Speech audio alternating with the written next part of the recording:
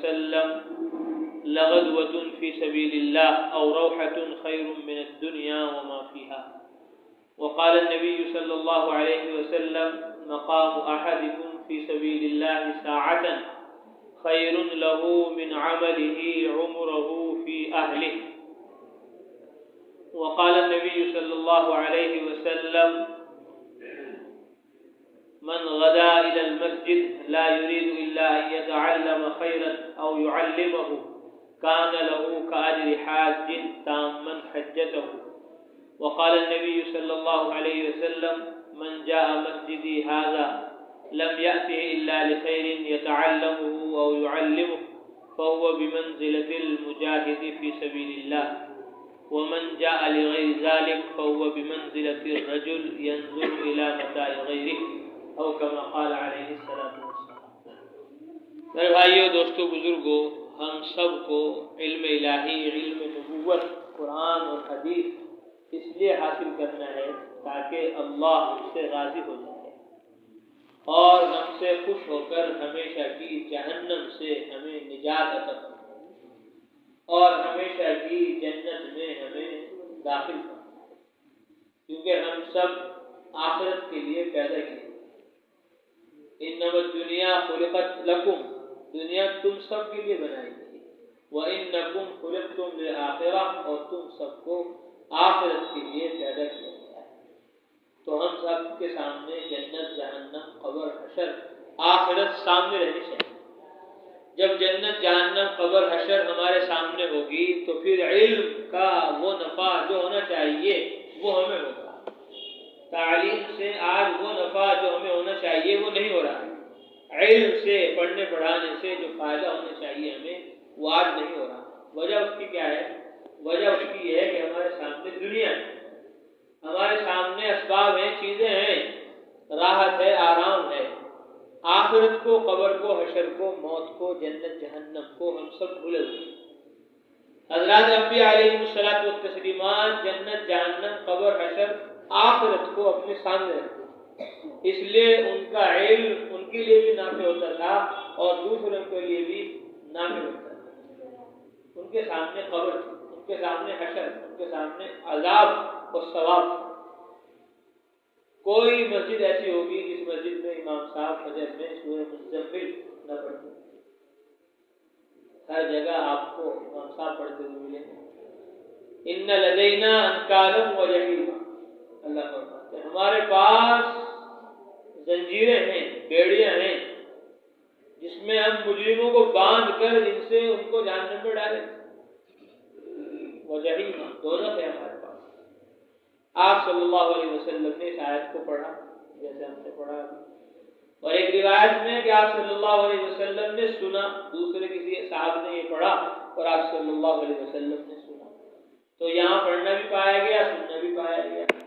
لیکن جو اس وقت ہوا تھا وہ یہاں نہ پڑھنے والے کو اس کا اثر ہے اور نہ سننے والے کو اس کا اثر ہے. روایت میں یہ ہے، حضرت مولانا یوسف صاحب رحمۃ اللہ علیہ نے حیات الصحابہ میں لکھا کہ آپ صلی اللہ علیہ وسلم نے پڑھا، یہ ایک روایت میں سنا، ان لدینا انکالا وجحیما وطعاما ذا غصة وعذابا الیما.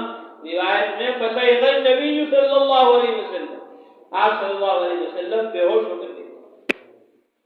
آپ صلی اللہ علیہ وسلم پر بے ہوشی طاری ہو. آپ صلی اللہ علیہ وسلم نے پڑھا قرآن مقدس میں، یا ایھا الذین آمنوا قوا انفسکم واہلیکم نارا وقودها الناس والحجارہ. مسلمانوں، ایمان والوں، اپنے آپ کو، گھر والوں کو جہنم کی آگ سے بچاؤ جس کا ایندھن انسان اور پتھر. صحابی نے کہا یا رسول اللہ حجارۃ جہنم کا حجارۃ دنیا کے جیسے پتھر ہیں ایسے جہنم کے پتھر ہوں گے. آپ صلی اللہ علیہ وسلم نے فرمایا والذی نفس محمد بیدہ، اس ذات کی قسم جس کے قبضے میں محمد کی جان ہے، جہنم کی چھوٹی سی چٹان بھی اعظم من جبال الدنیا کلھا، دنیا بھر کے تمام پہاڑوں سے بڑی. کتنے پہاڑ ہیں؟ دہرادون میں، کشمیر میں، راجستھان میں، ہند میں، سندھ میں، عرب میں، پوری دنیا میں لوگ جانتے ہیں کہ ساری دنیا کے پہاڑوں سے بڑی جہنم کی چھوٹی چٹان ہے. آپ صلی اللہ علیہ وسلم نے جیسے فرمایا روایت میں فخر مخشیًا، وہ بے ہوش ہو گئے، یعنی جہنم کا ان کے اوپر اثر تھا، علم ملا جہنم کا، دوزخ کا، کہ وہاں ایسا عذاب ہے اور ایسے پتھر ہیں اور ایسی چٹانیں ہیں، جیسے ہی علم آیا وہ بے ہوش ہو گئے۔ ووضع النبی صلی اللہ علیہ وسلم کفہ علی فؤادہ، آپ نے اپنے ہتھیلی کو ان کے سینے پر رکھا، فوجدہ حیا، تو آپ نے فرمایا قل لا الہ الا اللہ، لا الہ الا اللہ پڑھو۔ انہوں نے لا الہ الا اللہ پڑھا، فبشرہ بالجنہ، حضرت محمد صلی اللہ علیہ وسلم نے ان کو فوراً جنت کی خوشخبری سنائی۔ صحابہ نے کہا ہمیں کہیں نہیں آیا رسول اللہ، اللہ کے رسول ہمارے درمیان میں سے صرف اسی کے لیے خوشخبری ہے۔ آپ نے فرمایا ذالک لمن خاف مقامی وخاف وعید، کہ جو اللہ کے عذاب سے، اس کی پکڑ سے، اس کے سامنے کھڑا ہونے سے ڈرے گا، یہ بشارت اس کے لیے۔ تو جیسا جنت کا شوق ان کے اندر تھا اور جیسے جہنم کا خوف ان کے اندر تھا، ایسا شوق اور خوف ہر قاعدہ پڑھنے والے کے اندر ہونا چاہیے، ہر ناظرہ پڑھنے والے کے اندر ہونا چاہیے، ہر حفظ کرنے والے کے اندر ہونا چاہیے، ہر فارسی پڑھنے والے کے اندر ہونا چاہیے، ہر میزان کافیہ شرح جامع مختصر دورہ قصہ پڑھنے والے کے اندر وہ شوق اور وہ خوف ہونا چاہیے، تب اس علم سے ہمیں وہ فائدہ ہوگا جو ہونا چاہیے۔ اس لیے آخرت ہر وقت، ہر گھڑی، ہر لمحہ ہمارے سامنے، جتنی آخرت کی عظمت آئے گی، اس کی محبت آئے گی، اس کا یقین آئے گا، اس کا استحضار ہوگا، اتنا ہی یہ دنیا کے بنگلے، دنیا کی کوٹھیاں اور دنیا کے کارخانے اور فیکٹریاں، دنیا کا مال اور دولت، اسباب اور چیزیں ہمارے نزدیک ہیش ہو جائے گا، اس کی کوئی قیمت، کوئی اہمیت ہمارے اندر نہیں رہے گی۔ یہ سب سے بنیادی سبق ہے ہر قاعدہ پڑھنے والے کے لیے، ہر ناظرہ اور حفظ پڑھنے والے کے لیے۔ کتنی پیاری بات یاد آئی، عبداللہ ابن مسعود رضی اللہ تعالی عنہ جب پڑھاتے تھے اپنے مدرسے میں اپنے طلباء کو، درسگاہ میں اپنے شاگردوں کو، تو فرماتے تھے پڑھو یہ والی آیت الحمدللہ رب العالمین، وہ پڑھتا تھا الحمدللہ رب العالمین، فرماتے تھے یہ آیت دنیا اور دنیا میں جتنا سونا ہے، جتنی چاندی ہے، جتنے ہیرے جواہرات ہیں، جتنی سلطنتیں، بادشاہتیں، حکومتیں ہیں، جتنے بھی دنیا میں پھیلے ہوئے نقشے ہیں، ان تمام سے یہ آیت افضل ہے، اعلیٰ ہے، بہتر ہے۔ ایک آیت پڑھا کر یہ دوسری آیت پڑھاتے تھے الرحمن الرحیم، فرماتے تھے پڑھ لو الرحمن الرحیم، یہ آسمان، زمین، چاند، سورج، ستارے، دریا، پہاڑ، ہوائیں، دنیا بھر کی ساری چیزوں سے یہ آیت بہتر ہے، پڑھ لو اس کو۔ پھر آگے بڑھاتے ہیں مالک یوم الدین، فرماتے تھے پڑھ لو اس کو، یہ آسمان، زمین، چاند، سورج، ستارے، دریا، پہاڑ، ہوائیں، دنیا بھر کے سونے، چاندی، ہیرے جواہرات سے افضل اور اعلیٰ یہ آیت مبارکہ ہے۔ تو ہر آیت کو اس طرح پڑھاتے تھے کہ دنیا کی عظمت نکال رہے تھے، دنیا کی محبت نکال رہے تھے، اور آخرت کی عظمت محبت دل کے اندر داخل کر رہا ہے کہ یہ دنیا اور اس میں جو کچھ ہے وہ سب فنا ہو جائے گا، ڈھیر ہو جائے گا، ختم ہو جائے گا، کوئی قیمت اس کی نہیں رہے گی، لیکن یہ آیت جو تم نے پڑھ لی ہے یہ تمہاری زندگی میں بھی کام آئے گی، موت میں بھی کام آئے گی، قبر میں بھی کام آئے گی، حشر میں بھی کام آئے گی، پل صراط میں بھی کام آئے گی، اور یہ ہمیشہ میں جنت کی نعمتوں کے ملنے کا تمہارے لیے ذریعہ ہوگا۔ والباقیات الصالحات خیر عند ربک، باقی رہنے والی نیکیاں تمہارے رب کے یہاں بہتر ہے۔ یہ دنیا باقی رہنے والی نہیں، فانی ہونے والی، ختم ہو جانے والی ہے، تو اس کی عظمت محبت ہمارے دل سے نکلنی چاہیے۔ یہ اہل علم کا پہلا سبق ہے۔ علماء نے لکھا، اللہ کے نبی نے فرمایا العلماء ورثۃ الانبیاء فإن الانبیاء لم یورثوا دینارا ولا درہما، انبیاء علیہ السلام کے، نبیوں کے، رسولوں کے، پیغمبروں کے جانشین، ان کی جگہ پر ان کے خلیفہ، ان کے وارث وہ علم والے ہیں۔ وہ کون ہے؟ علم والے، جو ناظرہ پڑھ رہے ہیں، حفظ کر رہے ہیں، جو عربی پڑھ رہے ہیں، جو علوم کو اپنے نفوس میں، اپنے قلوب میں داخل کر رہے ہیں کہ یہ نبیوں، رسولوں، پیغمبروں کے وارث ہیں۔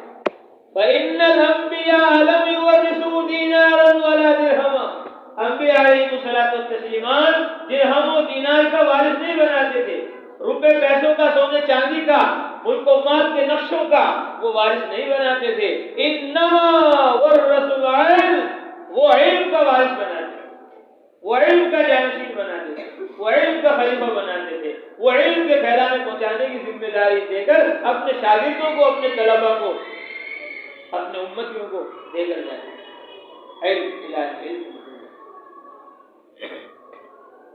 علماء نے لکھا اس حدیث کی شرح میں ابن ماجہ کے حاشیے میں کہ اس حدیث میں انبیاء علیہم الصلوۃ والتسلیمات کے، نبیوں، رسولوں، پیغمبروں کے زہد کی طرف اشارہ ہے کہ وہ حضرات دنیا سے بے رغبت رہتے تھے، بے تعلق رہتے تھے، انہیں دنیا میں کیا ہو رہا ہے، لوگ کیا کر رہے ہیں، اس کی ان کو کوئی پرواہ نہیں ہوتی۔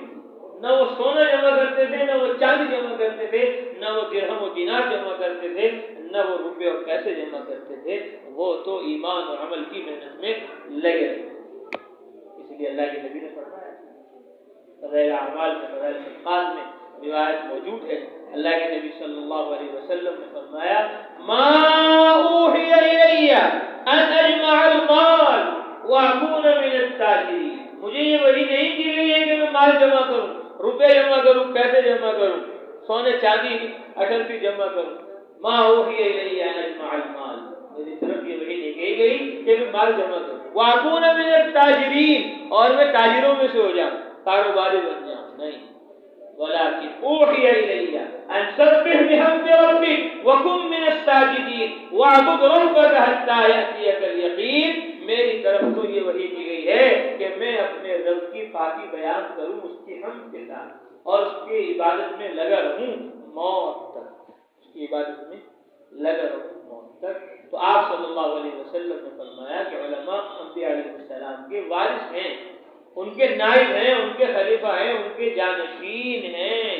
تو دنیا کی طرف جس طرح نبیوں نے نگاہ نہیں کی، رسولوں نے نگاہ نہیں کی، پیغمبروں نے نگاہ نہیں کی، ایسے ہی مدرسے کی چار دیواری پہ پڑھنے والے قاعدہ اور ناظرہ اور حفظ اور تجوید اور نحو و صرف، منطق و فلسفہ، حدیث و تفسیر، ان کے پڑھنے پڑھانے والوں کی نگاہ بھی دنیا کی طرف نہیں ہونی چاہیے، دنیا کی طرف نہیں ہونی چاہیے۔ اس کو کہتے ہیں ٹھیٹ ملا۔ کیا کہتے ہیں اس کو؟ ٹھیٹ ملا، جس کو کچھ پتہ نہ ہو کہ ملا کی دوڑ مسجد تک، بس مدرسے تک، علم تک، سنت تک، شریعت تک، آخرت تک۔ دنیا تو ذلیل ہے، حقیر ہے، پانی ہے، ختم ہو جانے والی۔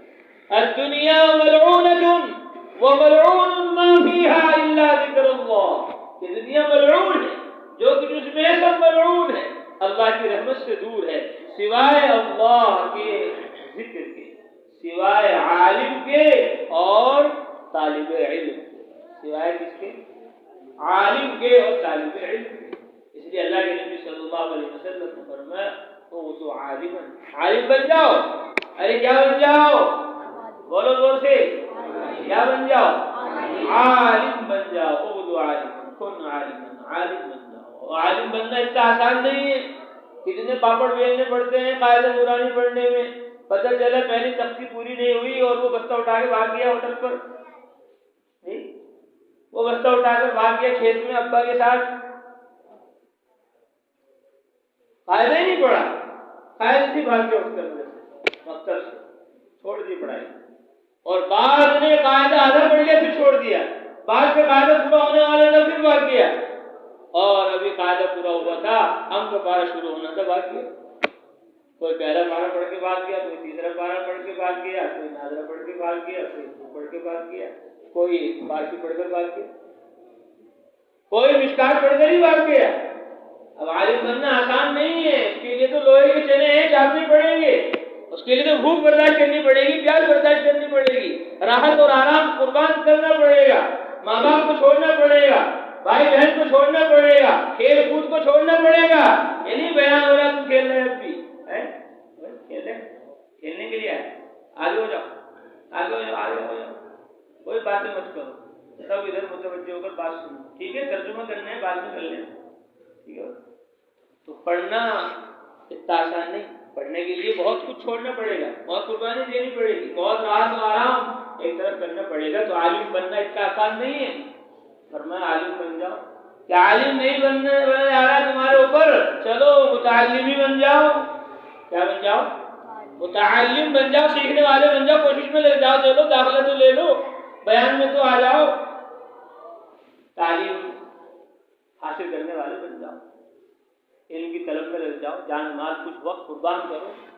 یہ نہیں ہو رہا ہے تمہارے پاس، یاد نہیں کیا جا رہا ہے، ذہن و دماغ میں بات اتر نہیں رہی ہے، اور لکھا نہیں جا رہا ہے، پڑھا نہیں جا رہا ہے. اللہ کے نبی صلی اللہ علیہ وسلم نے فرمایا کہ تم عالم نہیں بن رہے، طالب علم بھی نہیں بن رہے، تو چلو کم سے کم سننے والے بن جاؤ. سنتے ہی رہو، سمجھ میں آ رہا ہے یا نہیں آ رہا، کوئی باتیں سنتے رہو. تمہارا یہ سننا بھی تمہیں انشاءاللہ کہیں نہ کہیں پہنچا دے گا. سننا بھی نبی سے خالی نہیں، چاہے سمجھ میں آئے یا نہ آئے. ایک واقعہ یاد آ گیا، حضرت مولانا مفتی مظفر صاحب رحمۃ اللہ علیہ جب نئے نئے استاد بنے، وہ پڑھانے کے لیے ترقیوں میں آئے، اور وہاں بڑے بڑے طلبہ بھی ہوتے تھے، کوئی بہار سے آیا، کوئی بنگال سے آیا، کوئی آسام سے آیا. اب حضرت جب بیٹھے پڑھانے کے لیے مسند پر، تو دیکھا بھائی ایک بہت بڑا طالب علم ہے، لمبی داڑھی ہے اور لمبا رومال ہے، اور ماشاءاللہ جبرائیل علیہ السلام کیسے لگ رہے ہیں. حضرت پھر نے سرکاوے مجھے بہت ڈر لگا اس سے، طالب علم سے ڈر لگا کوئی اشکال نہ کر دے پڑھنا سبق میں، کوئی بات پوچھ نہ لے. تو میں ڈرتے ڈرتے پڑھاتا تھا سبق، اس سے ڈرتا رہتا تھا کہیں کوئی سوال نہ کرے، کوئی پوچھ نہ لے. ایک دن سبق بہت مشکل تھا، میں نے سمجھایا بتلایا، سب سے پوچھا آپ سمجھ گئے؟ سب نے کہا سمجھ گئے، کوئی بولا نہیں. وہ جو تھے بڑے طالب علم وہ خاموش ہیں. حضرت نے کہا ڈرتے ڈرتے بھائی سے پوچھ لوں، بھائی تم بھی سمجھے کچھ نہیں سمجھے؟ جب حضرت نے کئی بار پوچھا تو اس نے کہا کوش کوش شومزا، کوش کوش کوش کوش شومزا، کوش کوش شومزا. حضرت نے کہا کوش کوش شومزا، اتنے ڈرا رکھا تھا تم نے مجھے، تو اردو بھی سمجھ میں نہیں آئی تو عربی کیا سمجھے؟ تو آپ کچھ کچھ سمجھ رہے یہ پورے سمجھ رہے؟ تو تم یاد نہیں کر سکتے تو کم سے کم سن ہی لو، سننے والے بن جاؤ. فرمایا اللہ کے نبی صلی اللہ علیہ وسلم نے تم سن بھی نہیں سکتے، تمہارے پاس سننے کے لیے ٹائم نہیں ہے، تو پھر کیا کرو؟ فرمایا تم ان سے محبت ہی کرو. تم کیا کرو؟ محبت کرو. بھائی حافظ صاحب ہیں، قاری صاحب ہیں، مولوی صاحب ہیں، مفتی صاحب ہیں، یہ ماشاءاللہ مسجد میں پڑھا رہے ہیں، مکتب میں پڑھا رہے ہیں، مدرسے میں پڑھا رہے ہیں. یہ طلبہ ہیں ماشاءاللہ جنہوں نے کھیت کی طرف توجہ نہیں کی، دکان کی طرف توجہ نہیں کی، کارخانے فیکٹری کی طرف توجہ نہیں کی، ملک و مال کی طرف توجہ نہیں کی. انہوں نے اپنی توجہ مکتب کی طرف کی، مدرسے کی طرف کی. یہ علم الہی، علم نبوت کی تحصیل میں لگ گئے. تو تم ان سے محبت کرو. یہ اللہ والے لوگ ہیں، علم والے لوگ ہیں، قرآن حدیث والے لوگ ہیں، سنت شریعت والے لوگ ہیں، عبادت اور دعوت والے لوگ ہیں. تو تم ان سے کیا کرو؟ محبت کرو. عالم بن جاؤ، نہیں تو طالب علم بن جاؤ، نہیں تو سننے والے ہی بن جاؤ. سننے کا بھی ٹائم نہیں ہے، چلو ان سے محبت ہی کر لو. ان کی محبت تمہیں آگے پہنچا دے گی. محبت گر نہ ہو تو مشکل ہے آداب محبت بھی، محبت گر نہ ہو تو مشکل ہے آداب محبت بھی. محبت آداب محبت خود سکھاتی. فرمایا یہ 4 کام کر لو. یہ نہیں کر رہے تو 5 وہ بالکل مت کرنا کہ تم علم سے اور علماء سے بوس کرنے لگے، ان سے دشمنی کرنے لگے. ان سے دشمنی وہ رسول اللہ سے دشمنی، وہ اللہ سے دشمنی ہے، وہ قرآن اور حدیث سے دشمنی ہے، وہ اپنی عاقبت کو، اپنی آخرت کو، دنیا کو برباد کرنا ہے.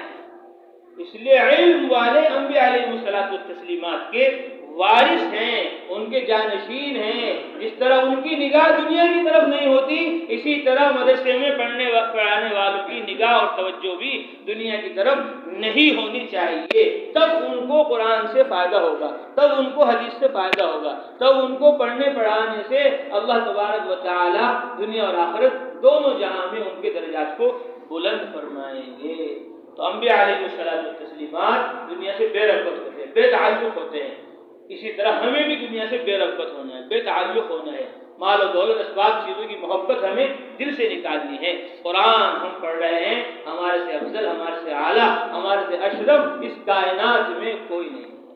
خیرکم من تعلم القرآن وعلمہ، تم میں سب سے بہتر بچے وہ ہیں، تم میں سب سے بہتر بچیاں وہ ہیں، تم میں سب سے بہتر لڑکے لڑکیاں، مرد عورت بوڑھے جوان مسلمان وہ ہیں جو قرآن مقدس کو سیکھتے ہیں اور سکھاتے ہیں، قرآن مقدس کو پڑھتے ہیں پڑھاتے ہیں، قرآن مقدس پر عمل کرتے ہیں اور عمل کی لوگوں کو دعوت دیتے ہیں، قرآن مقدس کو عالم میں عام کرنے کے لیے اپنا تن من دھن قربان کرتے ہیں، وہ اللہ کے یہاں رسول اللہ کے یہاں سب سے افضل، سب سے اعلیٰ، سب سے زیادہ محبوب ہے۔ ایک نبی سے اللہ نے فرمایا یا ابراہیم انی علیم احب کل علیم،